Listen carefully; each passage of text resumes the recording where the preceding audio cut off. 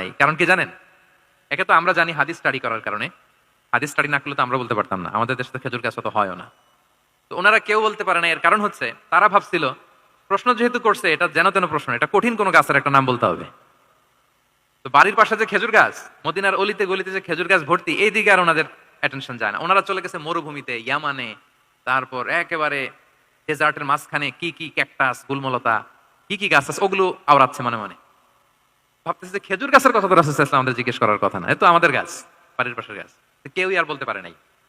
এরপর রাসূল সাল্লাল্লাহু আলাইহি ওয়াসাল্লাম যখন দেখলেন সবাই অপারগ, রাসূল সাল্লাল্লাহু আলাইহি ওয়াসাল্লাম বললেন, ইন্নাহা আন-নাখলা, এটা হচ্ছে খেজুর গাছ, ডেট প্লান্ট। তো আব্দুল্লাহ ইবনে ওমর রাদিয়াল্লাহু তাআলা আনহু বাড়িতে যাওয়ার পরে ওমরে ফারুককে তার বাবাকে বললেন যে, বাবা, আজকে যে রাসূল সাল্লাল্লাহু আলাইহি ওয়াসাল্লাম প্রশ্ন ছুড়ে দিলেন আপনারা যে কেউ পারলেন না, উত্তরটা কিন্তু আমি পারতাম। তো ওমরে ফারুক বললেন, বলো কি তুমি পারতা? তো বললে না কেন? তুমি আজকে উত্তর দিতে পারলে তো রাসূলের সামনে আমার বুকটা এত বড় হয়ে যেত।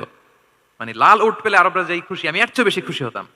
তখন উনি বললেন যে, আপনি পারতেছেন না, অন্যান্য বয়স্ক সাহাবারা পারতেছে না, মুরব্বীরা কেউ যেহেতু বলে নাই, আমি বিনয়ের খাতিরে উত্তরটা দেই নাই, কিন্তু আমি জানতাম যে এটা খেজুর গাছ। তাহলে দেখেন রাসূল সাল্লাল্লাহু আলাইহি ওয়াসাল্লাম অ্যাটেনশনটাকে ড্র করার জন্য প্রশ্ন ছুড়ে দিতেন। তো এই প্রশ্ন ছুড়ে দিয়ে কিন্তু আমরা মানুষের দৃষ্টি আকর্ষণ করতে হবে। আপনারা তো মানে প্রশ্ন ছড়াই তো আপনাদের কাজ, যে কি অবস্থা, শরীরটা কেমন, পেট ঠিক আছে কিনা, ঘুম হয় কিনা, কমন প্রশ্ন না আপনাদের? আপনাদের কাছে গেলেই তো প্রথমে জিজ্ঞেস করে যে হজম হয় কিনা, তারপর ঘুম আসে কিনা, এই হয় কিনা, অনেক প্রশ্ন আপনারা করেন। তো এইভাবে আপনি যদি আস্তে আস্তে প্রশ্নের ছলে যদি তাকে আপনি দাওয়া দিতে চান, আপনি কিন্তু দিতে পারেন। এটা রাসূল সাল্লাল্লাহু আলাইহি ওয়াসাল্লামের একটা দাওয়া মেথোডোলজি ছিল। দুইটা বলে ফেললাম। একটা হচ্ছে দাওয়ার ল্যাঙ্গুয়েজ হতে হবে অনেক শক্ত নাকি?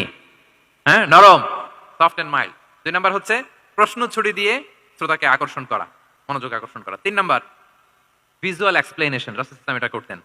যাতে করে আরো সহজে বোঝানোর জন্য। এটা নিশ্চয়ই আপনারা করেন। রাসূল সাল্লাল্লাহু আলাইহি ওয়াসাল্লামের দাওয়া জিন্দেগিতে দেখা যায় প্রায় সময় কিছু উনি ভিজুয়াল এক্সপ্লেনেশন নিয়ে এসেছেন সাহাবাদের সামনে, যাতে করে সাহাবারা to get a better idea of the issue, আরো ইজিলি বুঝতে পারেন। যেমন একবার রাসূল সাল্লাল্লাহু আলাইহি ওয়াসাল্লাম অনাথ ইয়েতিম